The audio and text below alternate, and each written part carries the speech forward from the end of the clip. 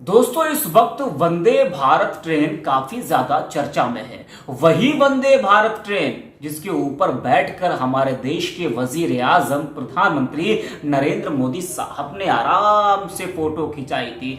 अब वही ट्रेन लगातार हादसों का शिकार हो रही है। 2 बार जानवरों से टकराई तो ट्रेन का आगे का हिस्सा बेकार हो गया। जी हाँ, लेकिन तीसरी बार वंदे भारत ट्रेन के साथ जो हुआ उसको सुनकर आप हैरत में पड़ जाएंगे और आप सोचेंगे कि करोड़ों की ट्रेन के साथ आखिरकार ये क्या हो रहा है। जी हाँ दोस्तों, इस बार वंदे भारत ट्रेन के पहिए बीच रास्ते में जाम हो गए। जिस तरीके से बीच रास्ते पर आपकी गाड़ी या बस टेम्पो वगैरह खराब होते, पंचर होते, तो नीचे ड्राइवर उतर कर स्टेपनी लगाता है या फिर किसी मैकेनिक को बुलाता है, वो आकर गाड़ी ठीक करता है ना। तो उसी तरीके से वंदे भारत भी बीच रास्ते में खराब हो गई, पहिए जाम हो गए और यात्रियों को नीचे उतरना पड़ा मायूस होकर, आंसू पोंछते हुए, और उनको दूसरी ट्रेन से भेजा गया। दोस्तों,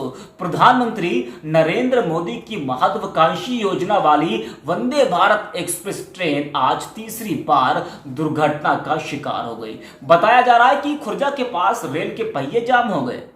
पहिए इस कदर जाम हुए कि आगे का सफर ही तय नहीं कर पाए लोग। अलबत्ता सवारियां पटरी पर आ गई। बताया जा रहा है कि यह ट्रेन पीएम के संसदीय क्षेत्र क्योटो यानी कि बनारस से निकली थी। सोशल मीडिया पर लोग कह रहे हैं कि शुक्र है कि पलटी नहीं। मुंबई अहमदाबाद वंदे भारत ट्रेन बृहस्पतिवार को भैंसों के झुंड से टकरा गई थी। इस हादसे में वंदे भारत का अगला हिस्सा पूरी तरीके से चकनाचूर हो गया था और 4 भैंसों की मौत भी हो गई थी। इस हादसे का वीडियो और तस्वीरें सोशल मीडिया पर तेजी से वायरल हुई थी। प्रीमियम ट्रेनों में शुमार वंदे भारत उद्घाटन के मात्र 6 दिन बाद दुर्घटनाग्रस्त हुई थी। सूचना है कि वंदे भारत से टकराने वाली भैंसों के मालिक पर मुकदमा दर्ज कर लिया गया। लेकिन दोस्तों, जब वंदे भारत ट्रेन के पहिए बीच रास्ते में जाम हो गए तो सोशल मीडिया पर घमासान मच गया। लोग अपनी अपनी प्रतिक्रिया देने लगे। लेकिन दोस्तों, जिस तरीके से भैंस मालिक के ऊपर मुकदमा दर्ज हुआ था ना, तो मैं तो यहां पर यह कहता हूं कि जिसने ये ट्रेन को डिजाइन किया, जिसने बनाया है ना, तो उसके ऊपर मुकदमा दर्ज होना चाहिए था कि नहीं होना चाहिए था? कि जानवरों की खाल के आगे आपकी ट्रेन कुछ नहीं है। तो अब आप देखिए ना कि आज क्या हुआ। बीच रास्ते में पहिए जाम हो गए। ये तो भैया वही होता ना कि टेम्पो जा रहा रास्ते में, तो टेम्पो की पहिया खराब हो गई तो ड्राइवर कहता है कि सवारी लोग जरा नीचे उतरो, टेम्पो खराब हो गया है। तो सवारियां नीचे उतरती हैं और अपना वो एक किनारे खड़ी होती है सड़क के, और ड्राइवर साहब उस पर खुरपेची करते हैं, तो उसको बनाते हैं, तब जाकर वो सही होती है। तो यही आज हुआ है। वंदे भारत ट्रेन जो हमारे देश के वजीर आजम प्रधानमंत्री नरेंद्र मोदी की महत्वाकांक्षी योजनाओं में से एक है, वो है ना, उसके साथ यह हालत हुई है। अब सोशल मीडिया पर दोस्तों लगातार घमासान मचा हुआ है। लोग जो है सवाल तमाम खड़े कर रहे हैं कि भैया ये करोड़ों की ट्रेन के साथ आखिरकार ये क्या हो रहा है। तीसरी बार यह हादसा हुआ है और इस बार जानवरों से नहीं टकराई है, इस बार अपने आप खराब हो गई है। अपने आप पहिए जाम हो गए बीच रास्ते में। शुक्र है कि भैया पलटी नहीं, लोग सही सलामत बच गए, ये सबसे अच्छी बात है। लेकिन पहिए जाम क्यों हो गए, ये भी एक सवाल है। पहिए कैसे जाम हो गए, इसकी जांच होनी चाहिए, पूरी तरीके से जांच होनी चाहिए, और जो भी दोषी पाया जाए उसके ऊपर सख्त कार्रवाई की जाए। जिस तरीके से आपने भैंसों के मालिक के ऊपर मुकदमा दर्ज कराया ना, तो अगर इसमें तो जो दोषी पाया जाए, जो भी इंजीनियर, आप उसके ऊपर जो है मुकदमा दर्ज कराइए। लेकिन नहीं कराएंगे आप लोग। जो भैंसों का मालिक था वो कमजोर था, है ना, और ये अरबपति खरबपति होंगे जिसने डिजाइन किया होगा, जिसने बनाया होगा, तो इनके ऊपर कोई मुकदमा नहीं होगा। अब सोशल मीडिया पर लोग क्या करें, आइए आपको हम दिखाते हैं और सुनाते हैं।